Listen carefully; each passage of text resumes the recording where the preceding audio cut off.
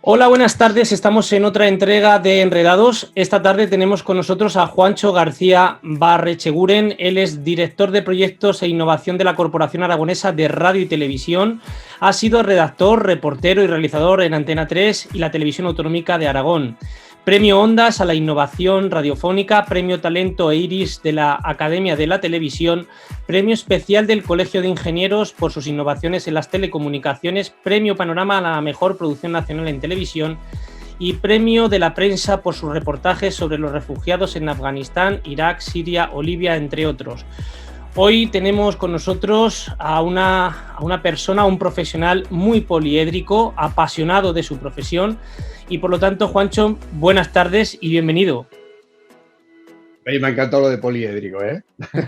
¿Cómo se nota? ¿Cómo sois los de comunicación audiovisual? Como dicen los héroes de silencio, entre dos mundos, entre dos aguas. Bueno, pues, Juancho, la verdad es que siendo joven eres de esas personas que atesora un gran talento y sobre todo una gran inquietud por el tema tecnológico. A mí me gustaría que empezáramos hablando un poquito de lo que supuso las jornadas del TEA, para nuestros estudiantes de comunicación audiovisual de primer y segundo curso, que sepan qué supusieron aquellas jornadas de TEA en el año 2005, 2006, 2007, qué supuso todo aquello en la eclosión de la tecnología y sobre todo aplicado al audiovisual, que se convirtió Zaragoza durante unos días en el epicentro de la revolución más tecnológica. Sí, durante unos años. Pues mira, realmente vienen de muy atrás, ¿no? De los años 90 y del vídeo, del nacimiento del vídeo, ¿no? De hecho, yo me dedicaba básicamente al mundo radiofónico y me gustaba por el tema de la libertad que te daba, de la imaginación, ¿no? Y entronqué con el vídeo industrial y sobre todo, como siempre, los realizadores de televisión siempre somos unos cineastas fracasados y frustrados, ¿no? Y entonces, de repente vi una herramienta muy versátil que permitía de verdad el poder hacer ficción de una manera muy ágil y sin tantas dificultades para transmitir algo visual, ¿no? Y en esos 90, de repente, con la mujer de Carlos Saura, concretamente, y algunos otros pioneros, me encontré con el vídeo analógico en alta definición.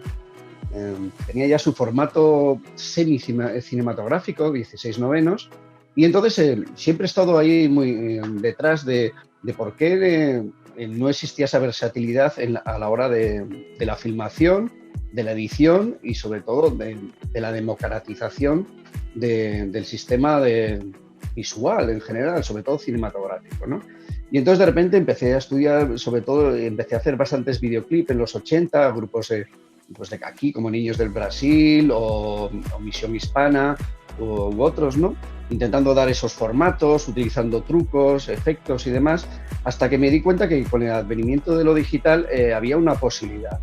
Y la posibilidad esta la dio un productor de Lucasfilm, mi amigo y cercano a Lucas, y se empezó a hacer la segunda trilogía de Star Wars con una cámara electrónica.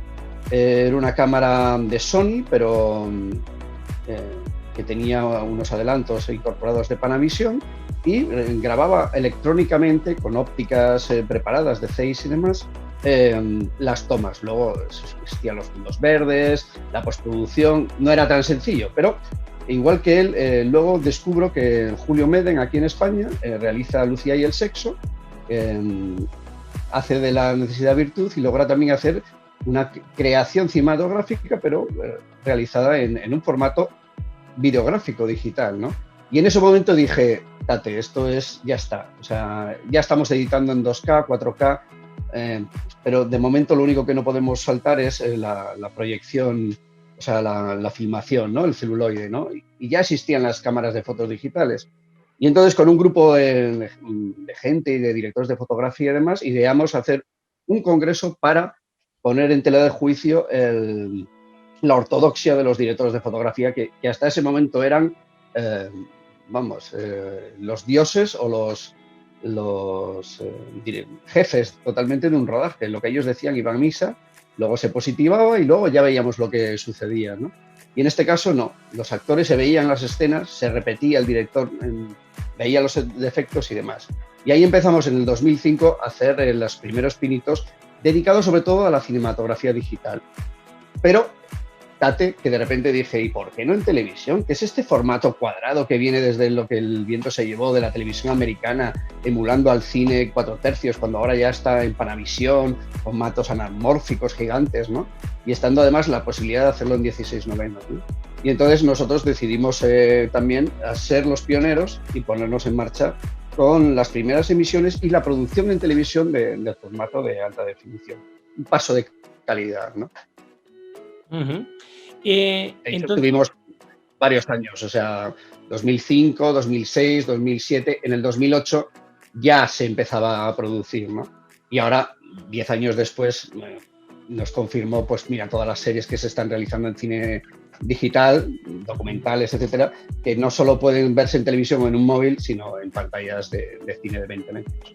Eso luego lo abordaremos más adelante para ver cómo ha acogido todo este fenómeno, que en su día fuiste pionero en las plataformas over the top. Pero me gustaría un poco, Juancho, que pudieras entrar en cómo se te ocurre hacer la primera emisión en HD, cómo incluso sufragando tú de tu propio dinero esa primera emisión en HD. Cuéntanos un poco, porque a mí me recuerda un poco como cuando fue la primera emisión de la radio, ¿no? En Radio Barcelona, pues cómo surge aquello, cómo de alguna manera lideras esa primera emisión en HD en España. Bueno, yo tenía ya contactos con la UER, con la Unión Europea de Radiodifusión, y bueno, no era un invento mío, me descargo, no soy un pionero como tal, porque en Japón ya se estaba emitiendo en ultra alta definición incluso, y en Estados Unidos ya había pinitos y demás, ¿no? Pero en Europa aún estaba la cosa un poco con proyectos experimentales, ¿no? Pero indagando un poco en el mundo de ingeniería y sobre todo con muy buen asesoramiento de unos catedráticos de la Universidad de Zaragoza que fueron pioneros y con la Universidad Politécnica de Madrid, sobre todo también con la de Barcelona y sobre todo muchos DOP, muchos directores de fotografía, y vi que era la posible trasladar con el ancho de banda que teníamos en ese momento y dentro de la TDT la posibilidad de emitir en formato de alta definición, porque ya existían equipamientos, ¿no? Y entonces le dije a mi mujer, oye, que me voy a gastar todos los ahorros que teníamos para una nueva casa y vamos a hacer un congreso y además haremos el próximo año una emisión en alta definición. Y así fue con un consorcio y apoyo de Televisión Española y Telefónica, que nos pusimos en marcha y en Zaragoza en el 2006 y dentro de este congreso hicimos la primera emisión. Pero además una primera emisión que intentaba demostrar la capacidad cinematográfica de este modelo, de esta tecnología, ¿no? Que era emitir en TDT, emitir en satélite y emitir en Internet. Todas estas tres cosas, era una prueba de carga, se hicieron y dio la casualidad que todo aquello funcionaba sin ningún problema, con gran calidad y con gran sorpresa de la gente en aquel auditorio. De hecho, en el 2006 se empezaron las primeras emisiones en Aragón para toda España y como primer centro luego vino TV3 y luego ya hicimos un consorcio con las demás televisiones autonómicas y empezamos las primeras pruebas hasta que en el 2008 iniciamos la emisión regular en un segundo canal con contenidos que teníamos que realizar de propio, con unidades móviles, en este momento de Video Report, de MediaPro, etcétera, etcétera. Pero era, bueno, de hecho, mi primera realización en alta definición fue con La Bordeta, con ya fallecido, con Carbonell ya fallecido, y La Bullonera, son tres grupos de la época de los cantautores de aquí de Aragón, y en un concierto que fue histórico, además. Uh-huh. Juancho, te tocó también el ver nacer una televisión autonómica como la de Aragón, que ya venía con la tradición de otras televisiones autonómicas ya creadas, pero sin embargo, quizás por ser quizás de las, digamos, de las últimas en nacer, se pudo permitir el lujo de algunas innovaciones tecnológicas. ¿Cómo afrontaste tú esa parte de de pronto hay que montar un proyecto de televisión autonómica. ¿Qué se tiene en cuenta en un proyecto de ese calado, de esa dimensión? ¿Cómo viviste tú desde dentro todo el tema de equipamiento técnico, cómo se construye? Es decir, creo que es una cosa muy bonita, ¿no? El ver nacer un canal de televisión y en tu caso, pues, tener una tribuna privilegiada, ¿no? Para ver ese nacimiento. Bueno, ha sido muy, muy generoso porque el lujo de tener nuevas tecnologías no fue tan así, sino, vuelvo a repetir, comunidad pequeña, pocos recursos y grandes mamotretos que existían en esos momentos, grandes corporaciones como desde Televisión Española, pasando por TV3, Euskal Televisa, Televisión Gallega o la Televisión Andaluza, incluso, no me acuerdo si Canal No, ahora la verdad es que ha pasado ya mucho tiempo, ¿no? En ese momento, Aragón, cuando empezó a finales de los 80, el principio de las televisiones privadas, porque yo nací con Antena 3 en el 90 y ya formaba parte de ellos, incluso luego realicé la digitalización, el paso de la digitalización en Antena 3. En Aragón había sido aplazada sine die y en las instalaciones que se habían creado, analógicas totalmente, y que iban a hacer la televisión autonómica a la par que estos grandes monstruos autonómicos, pues se dilató mucho. De hecho, lo sustituyó una televisión local durante mucho tiempo. Con la premisa de si se podía hacer otro modelo basado en tecnología sobre todo y en la externalización de los servicios, y con muy poco dinero comparado con las otras televisiones, casi, me acuerdo, 4 o 5 veces menos que los presupuestos habituales. Se nos encomendó en el 2005 y casi de tapadillo a un grupo de profesionales diversos, a mí en el 2005 ya, a estudiar que si esas instalaciones se podían digitalizar, cambiar y se podía crear un nuevo modelo sostenible, sobre todo para televisiones y comunidades con tanta extensión porque claro, no solamente se trataba de producir, sino también de llevar la señal a pequeños pueblos que están a casi miles de kilómetros del centro de emisión, ¿no? Y sobre todo la de repetidores de TDT y el gasto que supone hacer este esfuerzo, ¿no?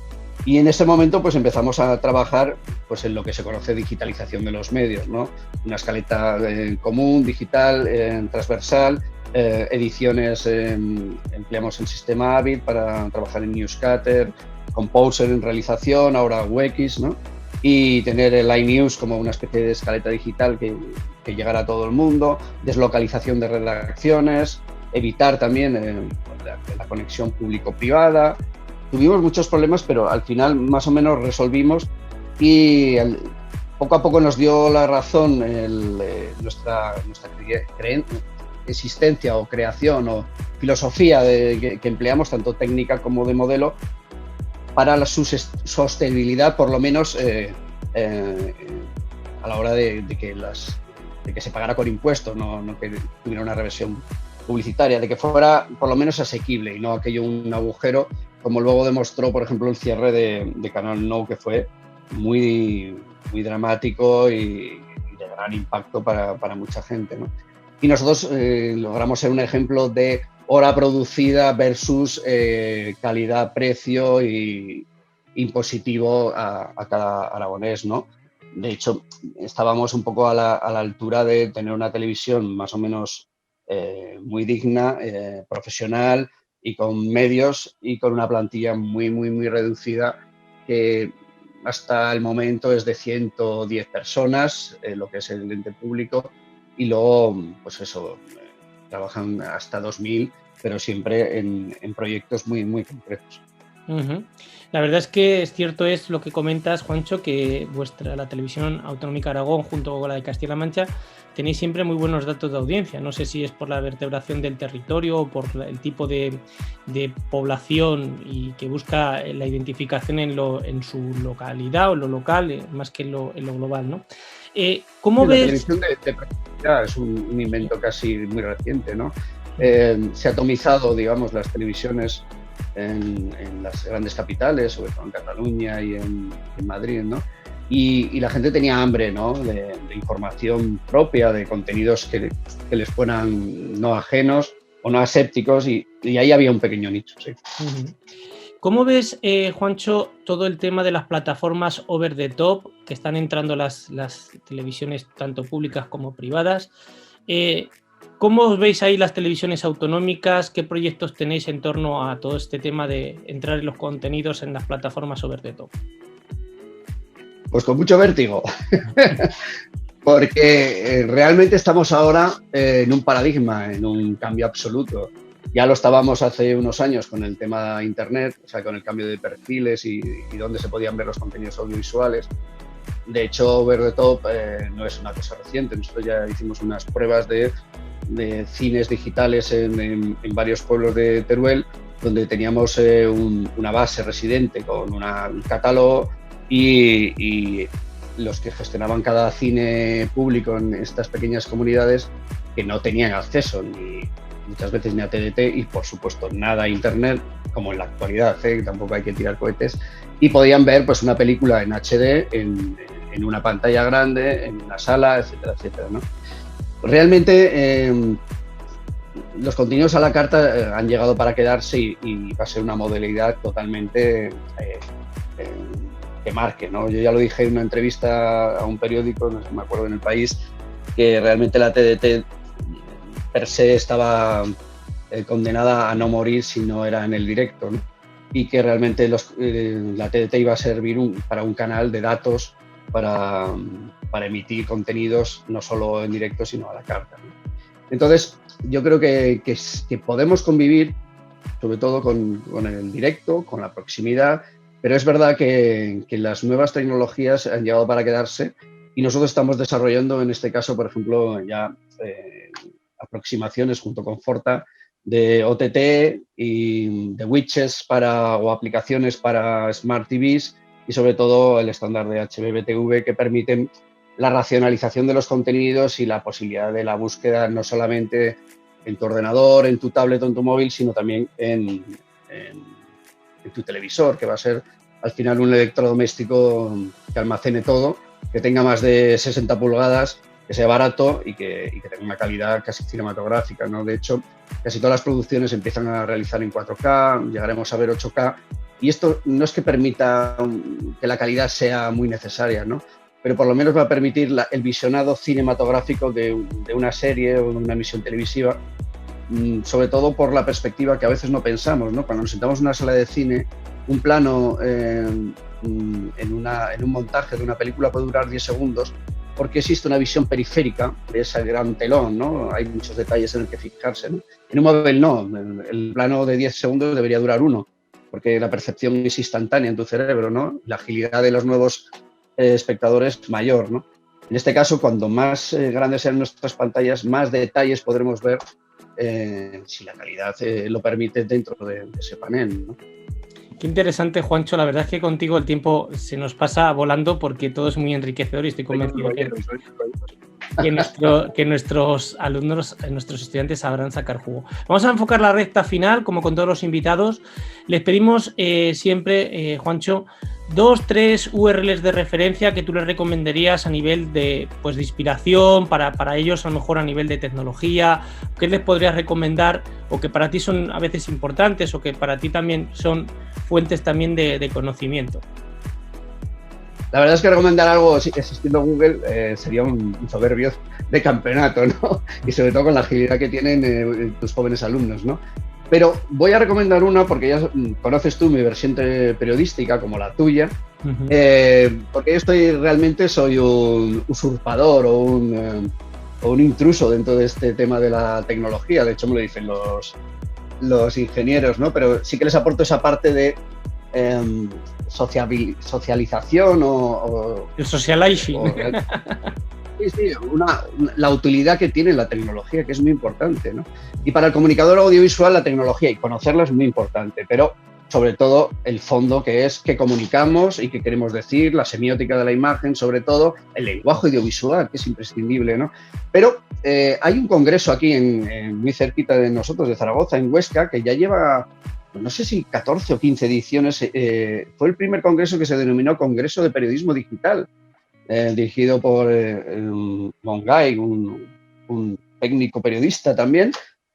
Al principio, cuando iba la gente ahí y se hablaba de blogs o de youtuber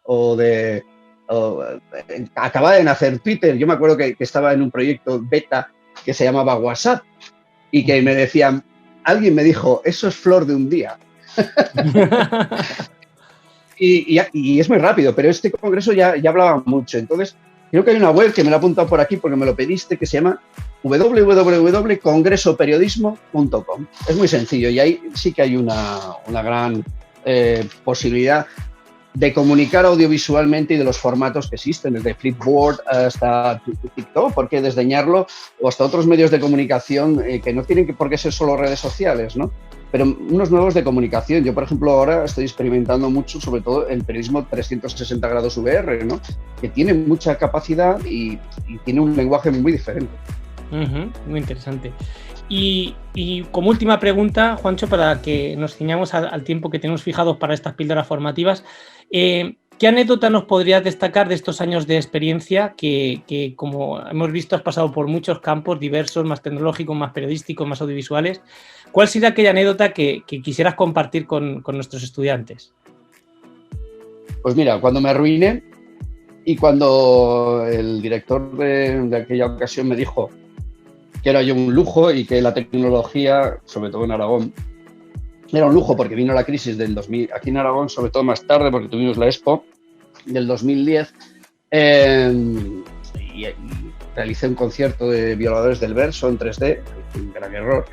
Me dediqué, volví otra vez a la realización y sobre todo al periodismo, y sobre todo al periodismo audiovisual, que era el que conocía, ¿no? Y entonces, por unas casualidades de la vida, estuve en contacto con una ONG, empecé a colaborar, que se llama Emergency, y trabajé con ellos en Afganistán, en muchas partes, en Kabul, en el Valle de Panjshir, en Helmand, al lado de Kandahar. Y luego, con su contacto, estuve en varios campos de refugiados que ellos tienen allí, hospitales y demás. Pero bueno, el caso es que yo quería ir a Mosul, conseguí una fatua, que se llama un permiso de al-Baghdadi, que podía estar en el terreno en Mosul, visitar sus mercados, siempre vigilado y demás, pero se podía andar, se podía hacer alguna foto y demás, ¿no? Y entonces quería hacer varios reportajes y demás. A la vuelta de una ciudad próxima, que es del Kurdistán, que se llama Erbil, estaba por la calle con mis cámaras, mi GoPro y demás, y de repente oí una explosión gigantesca. Me cogí un tipo que me llevó en moto hasta donde había explotado y era un coche bomba que había destrozado todo un barrio, y yo empecé a filmar, ¿no? En este caso vinieron los Pasadán, que son unas milicias iraníes que estaban en el terreno allí en Irak, y a golpes y tal me quitaron las cámaras y tal, pero bueno, pude grabar con mi móvil con una GoPro, ¿no? Y yo entusiasmado con el tema, y un periodista turco que me ayudó, nos fuimos hasta, no sé si 20 kilómetros en una estación donde ellos podían emitir en satélite hasta la televisión turca para que ellos lo hicieran llegar o a la Forta, o a Aragón Televisión, o a Televisión Española, ¿no? Porque tenía buenas imágenes, los coches ardiendo, muertos, etcétera, etcétera, ¿no? Y de repente llamo, sobre todo para tranquilizar a mi mujer, por teléfono, hasta que lo consigo desde aquella estación, y de repente, bueno, estoy bien y tal, mira a verme, y hablo con un productor y me dice, chico, que no te molestes, es que ya hace 15 o 20 minutos a través de WhatsApp, en Twitter y sobre todo en YouTube ya hay muchos vídeos colgados de gente que ha grabado ahí.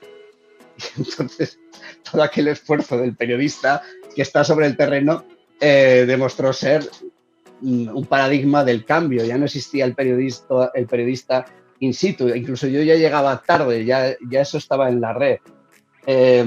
Con lo contrario que podía decir a tus alumnos es que luego pude hacer un montaje ya con aquellas imágenes y con aquellas circunstancias, algo más reposado, más filtrado, ¿no? Y explicándolo al televidente, pero la inmediatez, creo que ya la tecnología ha derribado totalmente ese liderazgo que tenía el periodista que estaba en terreno. Ahora es verdad que necesitamos, además me lo apuntaba como lo ha dicho mi mujer, la dictadura de las prisas a veces hace que no informemos bien, por lo tanto hay que darle una segunda vuelta, pero hoy la inmediatez y el formato no tiene nada que ver.